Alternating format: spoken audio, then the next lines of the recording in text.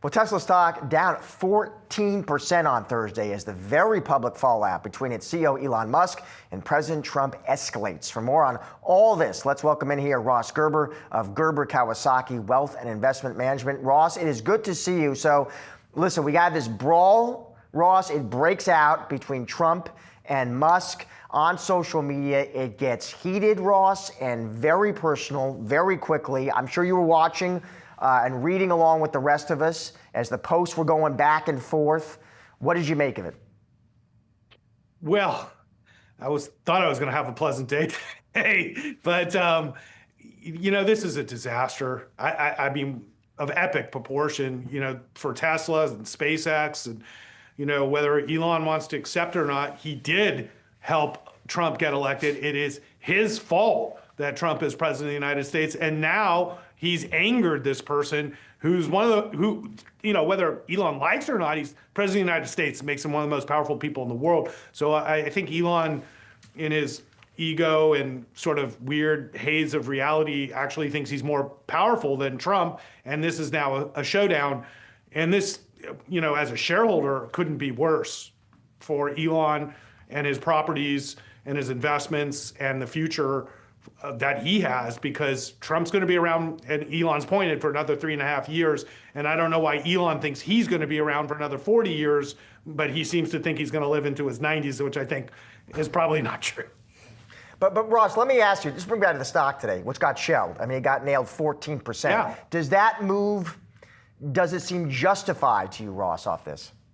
Well, 100%. In fact, I think we're just getting started for the declines, because a lot of the stock price's value isn't based off the underlying business. It's based off the perception that Elon, being a part of Tesla, is somehow wonderful. And so the stock, was trading at a good $150, $200 premium, what we call the Elon premium. Now he's close to the president. So it got an even bigger premium, and the perception was that this position was going to be wildly beneficial for example, full self-driving regulations on a federal level. But now the reality is sinking in that that's not going to happen. But even worse, there's going to be a retaliation against Tesla from Trump and Trump supporters that's going to be a lot worse than what Elon realizes, because I think there's a lot more MAGA supporters out there than Elon supporters. And Ross, maybe one of the issues at the heart of this, or that triggered this, is the EV tax credit, which is, at least as the big beautiful bill exists now, will expire at the end of this year. Now, Elon sort of played it off. He says, I want to get rid of tax credits entirely. I don't need them. As a shareholder, how much does Tesla need those tax credits? Well, of course, they need the tax credits, and simple economics would say that if the price of your product is cheaper, you will sell more of it. And if it gets more expensive, then you will sell less of it. So, obviously taking away the tax credits hurts Tesla. And it doesn't really matter any way you want to spin it. It just makes the car $7,500 more expensive for people, which then, obviously predicates out to lower demand, which is already low. So this is the death blow to Tesla, taking away the credits, and Elon was responsible for this. So, once again, he can blame Trump all he wants, but Trump wouldn't be doing anything if it weren't for Elon. So Elon is responsible for the death blow for his own company. So if this all goes through the way it does, and it isn't stalled out over time and with people's negative opinion towards Tesla because of Elon, I'm just extremely worried about the company's future. Did your firm, Ross, does it still own Tesla shares?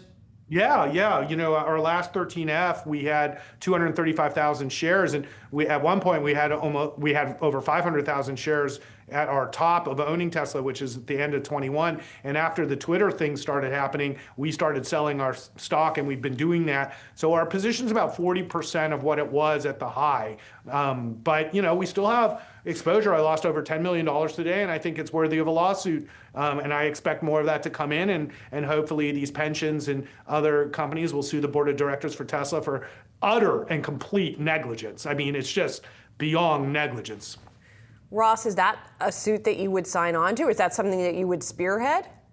Well, I'm not a big fan of trying to resolve my problems in the legal system. I just sell my stock. That's what I have been doing, and what I'm continuing to recommend clients to do, and we'll probably be selling more aggressively in the coming weeks and months as we learn that robo-taxi isn't going to really work, and they're not really selling any cars, and full self-driving isn't any closer to being solved because Elon's still in denial that he has a hardware problem, not a software problem. So Tesla has a lot of challenges coming up, and this is only going to make it way, way worse for them.